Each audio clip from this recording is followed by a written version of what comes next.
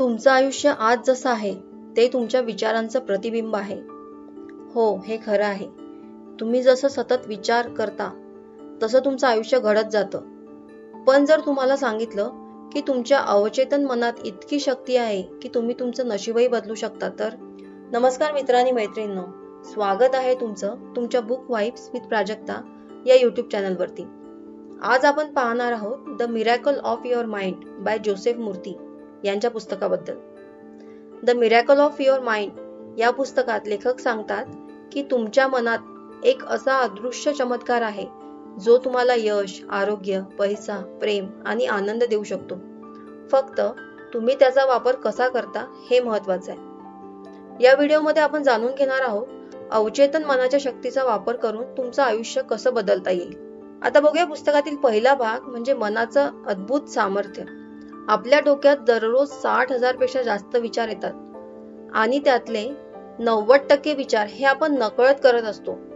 म्हणजेच आपलं subconscious mind सतत काम करत असतं, जरी आपल्याला त्याची जाणीव नसली तरी सुद्धा.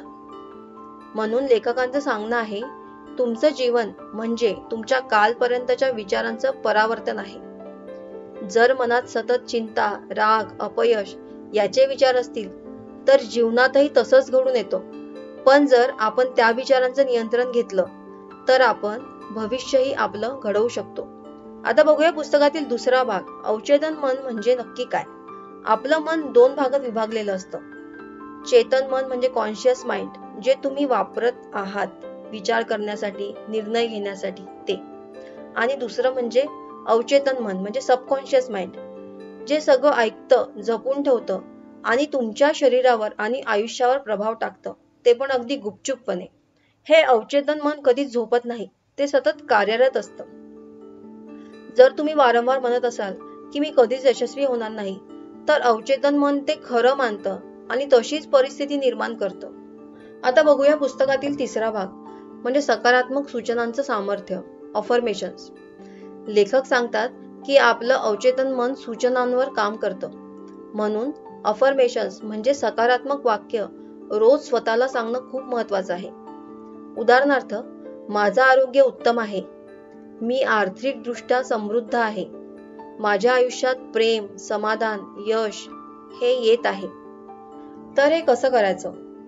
दररोज सकाळी उठल्यावर किंवा झोपण्यापूर्वी या सकारात्मक वाक्यांचा उच्चार करा. मन हळूहळू त्यावर विश्वास ठेवायला लागतं आणि त्यामुळे तुमचं जीवन बदलायला सुरुवात होते. आता बघूया पुस्तकातील चौथा भाग म्हणजे मन आणि रोग. लेखक सांगतात की मनाचा आणि शरीराचा फार जवळचा संबंध आहे. जर तुम्ही सतत भीती, चिंता, द्वेष, दुःख या नकारात्मक भावनांमध्ये अडकलेले असाल तर त्या भावना शरीरात आजार निर्माण करतात. अनेकदा डोक्याचा त्रास, पोटदुखी, उच्च रक्तदाब हे मानसिक तणावामुळे होतात. तर यासाठी काय करायला पाहिजे?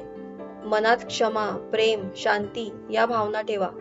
स्वतःबद्दल आणि इतरांबद्दल नेहमी चांगले विचार करा. जर शरीर निरोगी ठेवायचे असेल तर मनातही सकारात्मकता ठेवायला हवी. आता बघूया पुस्तकातील 5वा भाग, स्वप्न आणि मन. झोपेत स्वप्न येणं म्हणजे आपलं अवचेतन मन आपल्याशी संवाद साधत आहे. लेखक सांगतात की झोपण्यापूर्वी जर तुम्ही एखादी इच्छा मनात ठेवली तर अवचेतन मन तिच्यावर काम करतं. उदाहरणार्थ, तुम्हाला नवीन घर हवं आहे तर झोपण्यापूर्वी ते घर तुम्ही पाहताय, तिथं राहताय असं मनात चित्र रंगवा. मग त्या दिशेने मन ऊर्जा पाठवतं आणि युनिव्हर्स तुमच्यासाठी योग्य संधी निर्माण करतं. आता बघूया पुस्तकातील 6वा भाग, प्रार्थना आणि विश्वास. प्रार्थना ही केवळ शब्दांची गोष्ट नसून ती तुमच्या भावनेचा, श्रद्धेचा आणि विश्वासाचा एकत्रित प्रभाव आहे. लेखक सांगतात की जर तुम्ही प्रार्थना करत असाल तर तुमच्या मनात भीती, शंका असेल तर ती प्रार्थना प्रभावी होत नाही. म्हणूनच पूर्ण विश्वासाने मनापासून प्रार्थना करा. जणू काही तुमचं मागणं आधीच पूर्ण झालं आहे अशा भावनेने करा. उदाहरणार्थ, देवा, मी तुझ्यावर पूर्ण विश्वास ठेवतो, तू मला योग्य मार्ग दाखव. आता बघूया पुस्तकातील 7वा भाग, भीती आणि त्यावर विजय. भीती ही मनाने निर्माण केलेली एक कल्पना आहे. लेखक स्पष्टपणे सांगतात की जेव्हा तुम्ही एखाद्या गोष्टीची भीती बाळगता तेव्हा अवचेतन मन तिला वास्तवात आणतं. उदाहरणार्थ, माझं प्रेझेंटेशन बिघडेलच असा विचार मनात आला तर खरंच ते बिघडण्याची शक्यता वाढते. तर यावर उपाय काय करायचा? भीतीची जागा सकारात्मक विचारांनी भरून काढा. माझं प्रेझेंटेशन खूप छान होईल आणि मी पूर्णपणे तयार आहे असा विचार मनात ठेवा. आता बघूया पुस्तकातील 8वा भाग, यशाचं रहस्य. लेखक सांगतात की imagination is more powerful than will power. तुमचं यश ठरवतं तुमचं मानसिक चिंतन म्हणजे व्हिज्युअलायझेशन. तर हे कसं करायचं? यशस्वी झाल्यानंतरचं चित्र मनात रंगवा. काय वाटेल, काय होईल, कोण तुमचं अभिनंदन करत आहे, ह्या सगळ्या गोष्टी तुम्ही मनात रंगवा. ही कल्पना इतकी स्पष्ट असावी की अवचेतन मन त्याला खरं मानेल आणि युनिव्हर्स तुम्हाला त्या दिशेने घेऊन जाईल. आता बघूया पुस्तकातील 9वा भाग, आर्थिक समृद्धीसाठी मनाचा वापर. पैशाविषयी नकारात्मक विचार म्हणजे पैसे टिकत नाही, पैसा मिळणं खूप अवघड आहे, हे अवचेतन मन स्वीकारतं आणि त्यानुसारच परिस्थिती घडवते. म्हणून लेखक सल्ला देतात, पैशाविषयी नेहमी सकारात्मक भावना जोपासा. दररोज अशी अफर्मेशन करा की पैसा माझ्याकडे सहजपणे आणि सातत्याने येत आहे. हे विचार मनात खोलवर रुजले की तुमचं मन त्यानुसार संधी आणि कृती निर्माण करतं. आता बघूया शेवटचा विचार, तुम्हीच तुमचं जीवन घडवता. लेखक सांगतात की तुमचं अवचेतन मन हे तुमचं बिनशर्त सेवक आहे. त्याला तुम्ही जे जे सांगता तो ते खरं मानतो.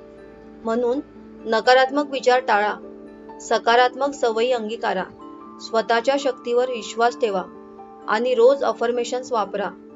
मनावर काम करा, कारण आयुष्य मनातूनच घडतं.